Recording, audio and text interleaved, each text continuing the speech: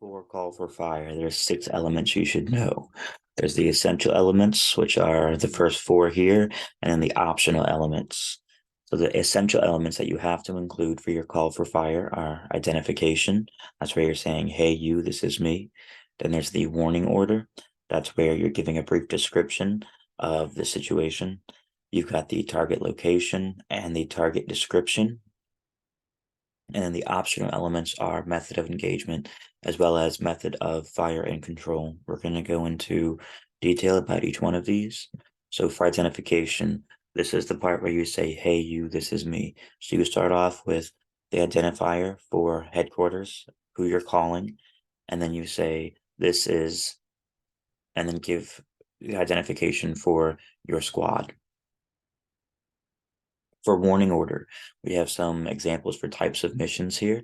We have adjust fire, fire for effect, immediate, suppression with smoke, or suppression. For method of location, grid is the standard mission for artillery and mortars, so it's not stated in the warning order if it's a grid location. So you don't have to specify that it's a grid. On Styx lanes, it's understood that the method of location is for grids. So the first radio transmission, when you call in, will consist of the first 2 elements, which is the hey you, this is me, and then you give the warning order. For example, here at the bottom, we have headquarter 39. This is G40. That's the squad identification in this example. Adjust fire, shift from known point. So that is the example of the warning order. It's the brief situation of what the call is about. And that's the first radio transmission. You're going to have both elements in the first radio transmission. For direction, remember it has to be within the nearest 10 mils. For distance, it should be within the nearest 100 meters. For target location, there's 3 methods. We have the grid, the polar, and the shift for known point. For Styx lanes, you'll be using the grid. You know that they're going to give you a bunch of different grid coordinates during the op-ord briefing. You are going to tell your grader that you are assigning a certain call sign for each grid. For example, if they give you a 6-digit grid for the objective, you'll tell your grader that you're going to call that 6-digit grid point 1. For example, that way when you're on the radio, you don't have to read off a bunch of numbers really fast. It's going to slow you down.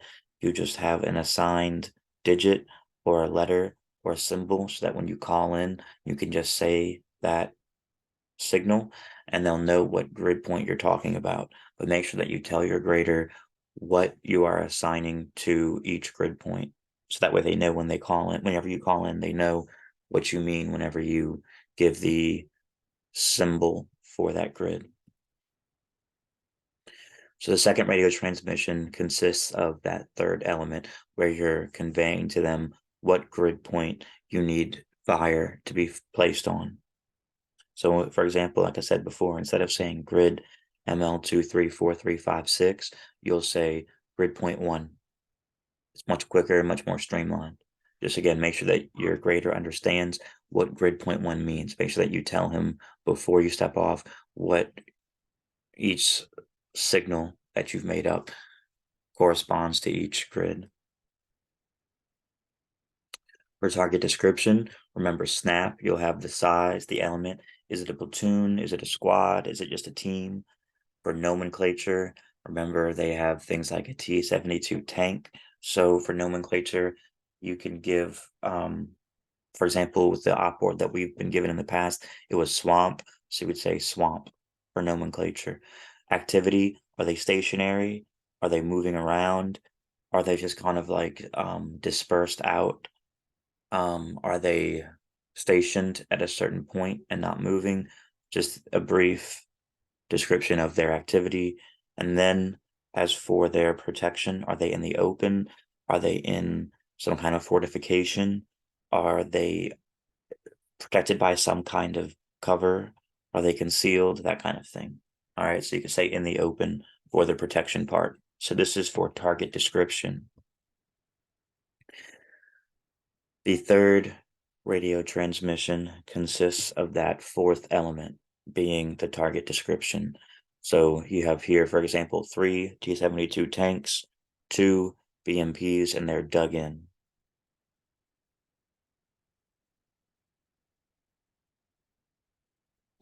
Next, for the optional, you'll have method of engagement, and there's 3 main parts of the method of engagement.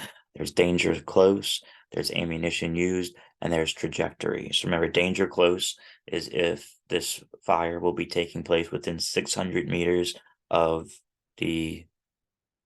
yourself, basically where your team is. So most likely you will have to specify danger close because you might be within 600 meters of the objective at this point. For ammunition, you'll have mortar rounds. For trajectory, remember that low angle is standard for artillery. This just goes over what I just said. And then lastly, for a method of fire and control, you've got when ready. So when ready gives less control for you. However, it's a faster response for the fire. When ready is standard, so you don't have to specify it. If you're going to say that your method of fire and control is when ready, you don't have to specify that in the radio transmission because it's already assumed that it is when ready. As for at my command, this is when you will be able to mass fires for better effects. It has better control because it's at your command, and you will have to specify this if this is the method of control that you choose. And then there's time on target. The standard is plus or minus 3-second rounds that should be impacted on the ground with rounds complete.